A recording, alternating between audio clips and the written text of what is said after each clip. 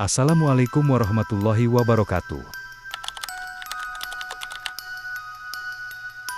Sudah sejak lama, warga desa Karangjati, sebuah dusun kecil di pinggiran Banyuwangi, menghindari satu tempat saat malam tiba, sebuah perempatan tua, tepat di batas antara hutan kecil dan jalan desa yang retak-retak. Perempatan itu tampak biasa di siang hari, hanya dikelilingi pohon-pohon trembesi tua dan sebuah pos ronda reyot yang jarang digunakan. Tapi saat matahari tenggelam, sesuatu berubah. Konon, pada malam-malam tertentu, terutama malam Selasa Kliwon, di perempatan itu muncul sesuatu yang tidak bisa dijelaskan oleh logika, sebuah pasar. Tapi bukan pasar biasa.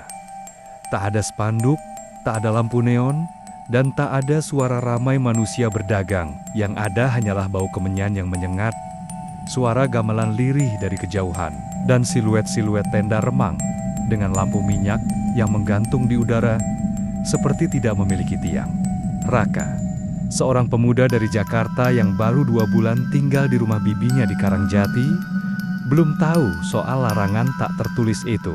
Ia adalah anak kota, skeptis, dan selalu mencari alasan rasional untuk setiap cerita mistis. Dan malam itu, setelah menolak ajakan sang bibi untuk tidur lebih awal, Raka memutuskan berjalan-jalan keluar rumah sambil mendengarkan musik lewat headsetnya. Ia berjalan sendirian, menuruni jalan desa yang sepi. Malam terasa pekat. Kabut tipis menggantung di udara, menyelimuti pohon-pohon di kejauhan. Saat langkahnya sampai di perempatan itu, sesuatu mengusik kesadarannya. Bau kemenyan yang aneh menyusup dari arah kanan. Ia lepas headset. Suara gamelan mengalun lembut seperti dari kejauhan. Dan anehnya, di balik kabut itu ada cahaya. Raka melangkah mendekat, penasaran. Di hadapannya, secara perlahan, tampak tenda-tenda berdiri. Tapi bukan tenda modern. Ini seperti lapak kuno. Kain sobek tergantung, meja kayu tua yang lapuk, dan dagangan aneh mulai dari kendi, tanah liat, cermin tua, bahkan boneka jerami. Tapi yang paling aneh adalah para pedagangnya. Mereka tidak berbicara. Wajah mereka tak jelas, seperti tertutup bayangan. Beberapa bahkan tampak tidak punya wajah sama sekali. Hanya kulit datar tanpa mata, hidung, atau mulut. Tapi mereka tetap menoleh ke arah Raka, seolah tahu ada pengunjung baru. Degup jantung Raka mulai cepat. Ia tahu, ini bukan pasar biasa, tapi rasa penasaran dan mungkin sesuatu yang lebih kuat membuat kakinya terus melangkah masuk, melewati lapak demi lapak, sambil berusaha menenangkan pikirannya. Lalu, ia melihat satu tenda yang berbeda. Lebih besar, berjubah kain hitam legam, dengan lampu minyak merah menyala di ujungnya. Di dalamnya, tampak seorang wanita mengenakan kebaya merah tua, duduk bersimpuh di depan meja pendek. Wajahnya putih pucat seperti porselen, dengan mata hitam pekat dan bibir merah darah. Ia menatap Raka dan tersenyum. "Selamat datang." Yang datang tanpa undangan, ucapnya pelan. Suaranya menggema tanpa ia buka mulutnya. Raka ingin lari tapi tubuhnya tidak bisa digerakkan. Lalu sang wanita menunjuk meja di depannya. Di atasnya ada sesuatu yang membuat darah Raka berhenti mengalir, foto dirinya. Dalam bingkai kayu tua, di bawahnya tertulis, "Daganganku malam ini, satu nyawa yang belum percaya." Raka menatap bingkai kayu tua yang ada di meja wanita berkebaya merah itu. Jantungnya berdetak begitu keras, hingga telinganya berdengung. Ia tidak tahu bagaimana foto dirinya bisa ada di situ, bahkan memakai kaos yang ia pakai malam ini. "Siapa kau?" desis Raka. Suaranya nyaris tak terdengar. Wanita itu masih tersenyum, tapi matanya kosong, seperti sumur tak berdasar. Udara di sekitar mulai terasa dingin. Nafas Raka membentuk uap, meskipun seharusnya suhu Banyuwangi malam itu masih hangat. Yang datang tak diundang, harus meninggalkan sesuatu. Ucap wanita itu lirih, kali ini tanpa membuka mulut sedikit pun. Raka ingin mundur, ingin berlari, tapi tubuhnya seperti diikat udara. Lehernya kaku, kakinya berat, hanya matanya yang bisa bergerak. menatap sekeliling tenda besar yang mulai terasa menyempit. Tiba-tiba, dari balik kain hitam di belakang wanita itu, muncul 3 sosok. Mereka tinggi, kurus, mengenakan jubah kelam, wajahnya tidak ada. Hanya bayangan datar, seperti arang yang disiram air. Tapi yang membuat Raka ingin muntah adalah tangan mereka panjang, kaku, penuh luka hitam, dengan jari-jari yang mencakar udara. Satu dari mereka membawa meja kecil yang terlihat seperti tempat persembahan. Di atasnya ada 3 benda. 1, kaca retak dengan darah menempel. 2, gigi manusia dalam wadah tanah liat. 3, jam tangan rusak yang berdetak mundur. Wanita itu kembali bicara, tapi kini suaranya menggema dalam kepala Raka, seperti suara yang diucapkan dari dalam sumur tua. Pilih 1, tukarkan dengan waktu yang kau ambil. Raka menggertakkan gigi. Apa maksudmu? Aku tidak mencuri apapun. Wanita itu tertawa pelan, tapi di antara suara tawanya, Raka mendengar tidak, merasakan suara lain, bisikan-bisikan kecil dari arah lapak-lapak di luar tenda, seperti banyak mulut tanpa bentuk sedang berbicara bersamaan. Setiap langkahmu di sini adalah utang, ucap wanita itu datar. Dan utang harus dibayar. Raka, dengan sisa keberanian yang ia miliki, mengambil jam tangan rusak itu. Detiknya berdetak mundur. Berdetak seperti jantung yang terbalik. Saat jari Raka menyentuhnya, semua cahaya dalam tenda padam, dunia menjadi gulita. Suara gamelan mendadak berhenti, dan dari luar terdengar jeritan-jeritan panjang dari banyak mulut. Tapi tidak ada tubuh, hanya suara. Saat cahaya kembali menyala, Raka sudah tidak lagi berada di dalam tenda itu. Ia berdiri di tengah pasar. Tapi kini, lapak-lapak itu penuh sesak, dagangan-dagangan aneh. Kepala kerbau, burung tanpa mata, boneka yang bergerak sendiri, bahkan peta dunia dengan darah menetes dari setiap benuanya. Tapi bukan itu yang membuat Raka ingin gila. Ia menoleh ke kanan dan melihat dirinya sendiri, seorang pria yang identik dengannya, berpakaian sama, berdiri menatapnya dengan wajah kosong, tapi matanya hitam seluruhnya, dan pria itu perlahan tersenyum. Raka berdiri, terpaku.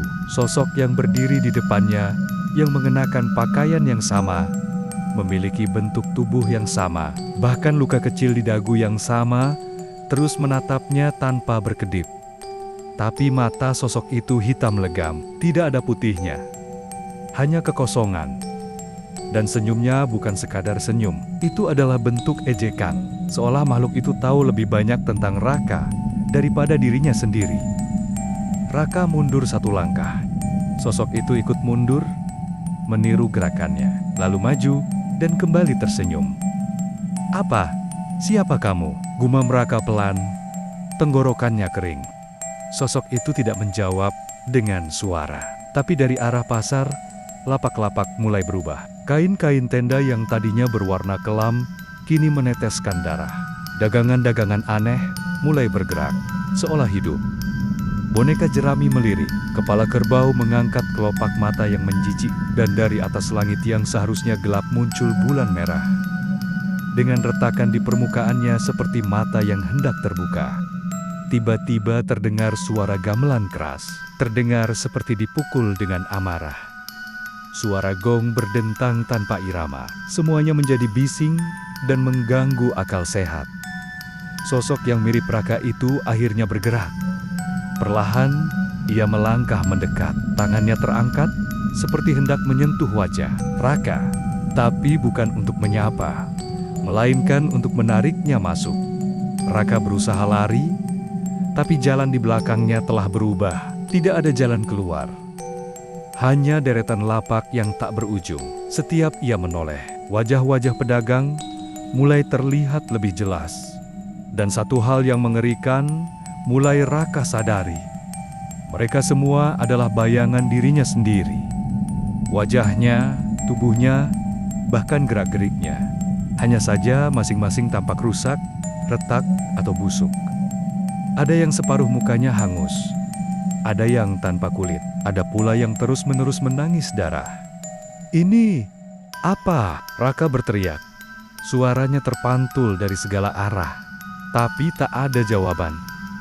Hanya wanita berkebaya merah itu yang tiba-tiba muncul di ujung pasar, berdiri di atas sebuah panggung kayu lapuk. Ia tidak bicara, tapi mulutnya bergerak membentuk kalimat. "Kau sudah memilih, tapi waktu tidak bisa dikembalikan." Dan saat itu juga, sosok bayangan Raka melompat menabrak tubuhnya. Gelap, gelap, semuanya menghilang. Suara, pasar, cahaya, udara. Sampai Raka terbangun di ranjang kamarnya sendiri. Ia tersentak, berkeringat, dengan napas memburu. Kaosnya basah, jam dinding menunjukkan jam 3:13 dini hari. Ia melihat ke sekeliling, sunyi. Tak ada suara gamelan, tak ada kabut, tak ada wanita berkebaya merah, hanya kamar dan jendela yang terbuka sedikit. Apakah tadi mimpi? Pikirnya. Tapi saat ia melihat ke pergelangan tangannya ada jam tangan rusak, berdetak mundur, sama seperti yang ia pilih di tenda. Dan di kaca cermin dekat pintu, Raka melihat bayangannya sendiri. Tapi bayangan itu tidak bergerak saat ia bergerak. Raka menatap cermin di dekat pintunya. Bayangan dirinya berdiri tegak di sana. Sama persis, tapi ada satu hal yang membuat darahnya membeku. Bayangan itu tidak meniru gerakannya. Saat Raka mengangkat tangan, bayangan itu diam. Saat ia melangkah mundur, bayangan itu tetap menatap lurus, menatap langsung ke mata Raka. Wajahnya datar, tanpa emosi, tanpa kedipan, tapi matanya gelap seperti lubang tanpa dasar. Raka menutup matanya, berharap semua ini mimpi, tapi saat dibuka, bayangan itu sudah tidak ada. Cermin itu kosong, hanya menampilkan pantulan kamarnya tanpa sosok apapun. Napaknya tercekat. Ia menggenggam lengan sendiri untuk memastikan bahwa ia masih hidup, masih sadar. Tapi jam tangan rusak di pergelangannya tetap berdetak. Mundur, tik, tik, tik. Waktu berjalan ke belakang, dan setiap detiknya terasa seperti menghitung menuju sesuatu, bukan kematian, tapi sesuatu yang jauh lebih dingin, lebih tua. Ketukan tiba-tiba di jendela membuat Raka memutar tubuh 3 kali. Pelan, teratur. Ia mendekat, mencoba menyingkap tirai. Tapi tidak ada siapapun di luar. Hanya malam yang sepi dan kabut tipis yang entah kenapa turun, padahal cuaca sedang cerah. Tapi ketika ia menatap keluar lebih lama, matanya menangkap sesuatu yang tidak seharusnya ada di halaman rumahnya. Sebuah tenda pasar. Tenda hitam kecil, berdiri di sudut halaman, di bawah pohon jambu yang tumbuh liar. Lampu minyak menyala samar di dalamnya, dan dari celah kainnya tampak bayangan kaki seseorang. Raka mundur beberapa langkah, tapi sesuatu dalam dirinya, entah apa, memaksanya membuka pintu. Udara luar malam itu dingin, terlalu dingin untuk wilayah Banyuwangi. Tanah basah meski tidak hujan. Langkah Raka terasa berat, seolah bumi menahannya agar tak mendekat. Tapi ia tetap melangkah. Tenda itu bernafas. Ya, tenda itu bergerak naik turun seperti sedang bernapas. Dan saat ia membuka kainnya perlahan, yang ia lihat di dalam bukan seorang penjual, bukan pula pedagang misterius, melainkan dirinya sendiri, sedang duduk bersila, dengan mata terpejam dan mulut terkunci rapat seperti dijahit. Dan di depan versi dirinya itu, ada meja kecil dari kayu hitam, di atasnya 3 benda baru. 1, sebuah ponsel tua yang terus berdering, menampilkan nomor 000000. 2, mata ikan yang masih bergerak. 3, sepotong cermin kecil yang retak dan memantulkan wajah wanita berkebaya merah. Wanita itu tidak ada di dalam tenda, tapi refleksinya ada di cermin. Dan ia menatap langsung ke arah Raka, lalu berkata lewat bayangannya, "Semakin lama kau menolak, semakin dalam kau tertarik." Raka ingin lari, ingin menjerit, tapi seluruh dunia mulai bergetar. Tenda itu runtuh, seperti pasir yang diguyur air. Versi dirinya sendiri memudar seperti asap. Dan saat semuanya hilang, Raka mendapati dirinya berdiri di tengah perempatan tua. Ya, ia kembali ke tempat itu. Tapi sekarang, ada sesuatu yang berbeda. Seluruh perempatan kini dikelilingi lapak-lapak pasar, dan semuanya menatap Raka, penjual-penjual tanpa wajah, boneka tergantung di kayu, keranda kosong, dan bau kemenyan yang terlalu pekat hingga menusuk paru-paru. Dan dari kejauhan, gong besar dipukul. Bukum. Lalu suara wanita berkebaya itu terdengar lagi. Kali ini tidak lewat bayangan, tapi langsung dari langit yang terbuka merah. Raka, kau sudah di dalam. Tak ada jalan keluar yang tidak berbayar. Langit memerah seperti luka menganga, dan suara gong terus berdentang dari arah pasar. Raka berdiri kaku di tengah perempatan yang kini berubah menjadi pasar kematian. Lapak-lapak berdiri melingkar, membentuk lorong-lorong yang tidak berujung. Namun yang membuat tengkuk Raka benar-benar dingin adalah semua penjual di lapak itu tidak memiliki wajah. Tidak ada mata, tidak ada hidung, tidak ada mulut, hanya kulit kosong seperti topeng lilin. Tapi mereka melihat seolah-olah tahu Raka berada di sana. Terdengar bisikan samar, pelan dan terputus-putus, seperti datang dari balik lapak. Kau yang kami tunggu. Waktu sudah berjalan mundur, tebusanmu belum lunas. Raka mencoba bergerak mundur, namun kakinya seolah menempel ke tanah. Setiap kali ia memaksa bergerak, suara-suara itu semakin kencang. Dan dari lorong pasar itu, seseorang orang berjalan perlahan menuju dirinya. Bukan wanita berkebaya merah, tapi seorang lelaki tua, mengenakan jubah putih yang sudah dipenuhi bercak darah kering. Tangannya menggenggam tongkat kayu bengkok, dan dari sela-sela bajunya menetes cairan hitam. Namun yang paling mengerikan adalah kepalanya. Ia tidak punya kepala. Namun suara dari tubuhnya terdengar jelas, langsung ke dalam kepala Raka. Pasar ini hanya muncul untuk mereka yang membawa beban dosa turun-temurun. Dan kau, Raka, adalah salah satunya. Raka menelan ludah. Aku bahkan gak tahu apa-apa. Aku cuma nemu pasar ini secara gak sengaja. Suara itu kembali berbicara. Kali ini lebih tajam. Tidak ada yang datang ke sini secara tidak sengaja. Kau dipanggil karena darahmu menyimpan utang yang belum dibayar. Lihat sekelilingmu. Mereka semua adalah orang-orang yang tak menebus. Kini mereka menjual apapun, bahkan jiwanya sendiri, agar bisa keluar dari sini. Raka menoleh. Penjual-penjual tanpa wajah kini mengangkat barang dagangan mereka. Ada yang menjual foto-foto hitam putih, semua menampilkan keluarga yang menangis. Ada yang menjual lidah manusia, disusun rapi dalam toples kaca. Dan ada yang menjual diri mereka sendiri, menawarkan tubuh mereka untuk ditinggali oleh arwah lain, hanya agar bisa pergi dari pasar itu. Semuanya tidak berkata apa-apa, tapi dari keheningan itu, ada rasa putus asa yang begitu tebal. Raka ingin lari, ingin berteriak, tapi tanah di bawahnya kini berubah menjadi seperti lumpur hitam yang menyeret kakinya ke dalam. Dan dari tengah pasar, wanita berkebaya merah kembali muncul. Kali ini berjalan perlahan ke arah Raka. Di tangannya terdapat secarik kertas kuning penuh huruf-huruf kuno. Kau bisa pergi, Raka. Tapi kau harus menukar satu hal, satu kenangan yang paling kau cintai. Atau satu orang yang kau sayangi. Berhenti, Raka berteriak. Tik, 00 banding 00 banding 01.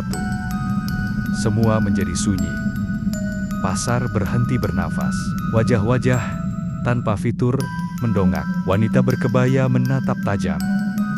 Dan suara lelaki tanpa kepala kembali masuk ke dalam pikirannya. Waktu habis, maka kami yang memilih. Detik terakhir pada jam tangan Raka telah berlalu.